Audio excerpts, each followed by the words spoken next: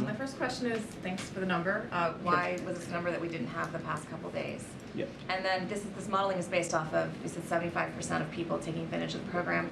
If 75% of people, if 25% of people aren't taking advantage of the program, do you consider that a flaw in the program? Would you consider the program a success of that number? If you can talk us through this. Sure.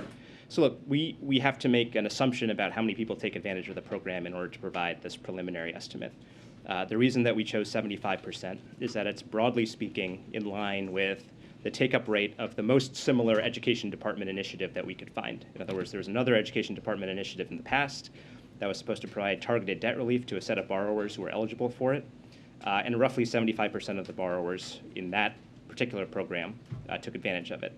Now, we are hoping to get as close to 100% as possible, but we, for the purposes of putting out a preliminary estimate on this, we had to choose a number, and we felt like 75% was the most defensible. As for why you're getting it today, you guys asked us for it, so we're providing you with information. Good.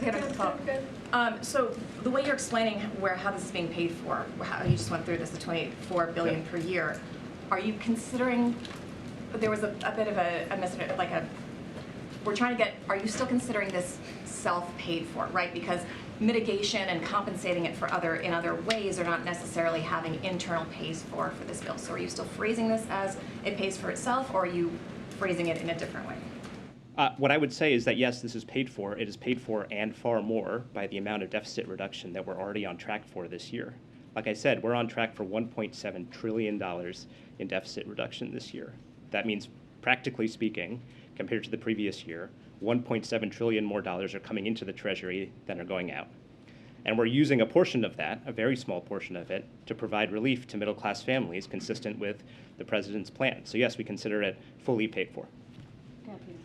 Ron, thanks for doing this. Sure. The median household income in this country right now is roughly $67,000, which means that this is going to go for those up to $125,000. Those individuals are already making individually almost twice the median household income in this country. What do you say to those critics who say, you're not just helping the middle class, though I understand 90% will be making under $75,000, you're still helping what is a smaller percentage, but a significant percentage of individuals who most Americans would view as making a lot of money? Sure. So look, in our view, as you noted, nearly 90% of the benefits go to people making under $75,000 a year. And our view is that the folks that you mentioned, under $125,000, they are middle-class families. And I think that they would widely be considered as such. And look, I want to be totally clear about this point. $125,000 or $250,000. Would you view that as a middle-class family, Sure. A family that makes under $250,000? Absolutely. Look, the key cutoff here is that nobody in the top 5%, whether they're in an individual income or household income, is going to get a dollar. And look, it's extremely consistent with what the president has said on the tax side. Now, on the tax side, he said that nobody making under $400,000 a year should face a tax increase. So the economic story of this country over the last couple of decades, if we're going to look at it, is that there's been a relatively small sliver of folks who have done extremely well, the top 1%, top 5% or so.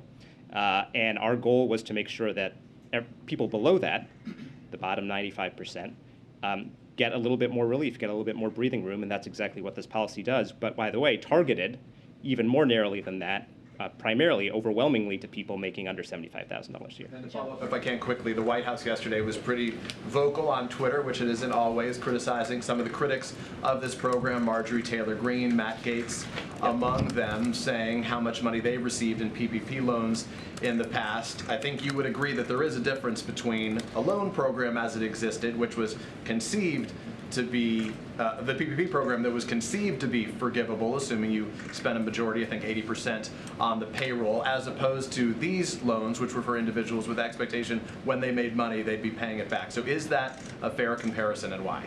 Yeah, we absolutely think it's a fair comparison, and here's why. So, since last July, we have forgiven, under the statutory terms of the PPP program, more than $350 billion worth of loans. Right? Those are loans that the government has forgiven, turned into grants. And those are loans, by the way, of up to $10 million per business owner. Now, look, we believe that providing support to small businesses is the right thing to do. We didn't design PPP. Maybe we would have designed it a little bit differently if we were in charge. But broadly speaking, providing support to small business is a priority of the president. But look, has any Republican in the last year stood up and said, inflation is really high. You guys should stop providing this loan forgiveness to PPP recipients. You should slow it down. Or you should change the rules because it's unfair that these people should get up to $10 million in grants. No, in fact, it's the opposite. The pressure that we've gotten from Republicans on the Hill has consistently been do this faster, make it easier for people to get forgiveness. So our view is, why is there a double standard here? Why is it, from the perspective of Republicans, great to forgive a loan of up to $10 million to a business owner, but if we want to provide $10,000 or $20,000 in loan relief to a teacher or a bus driver or a nurse, all of a sudden it's socialism? That's what doesn't compute from our view. We don't think that that's consistent. Justin?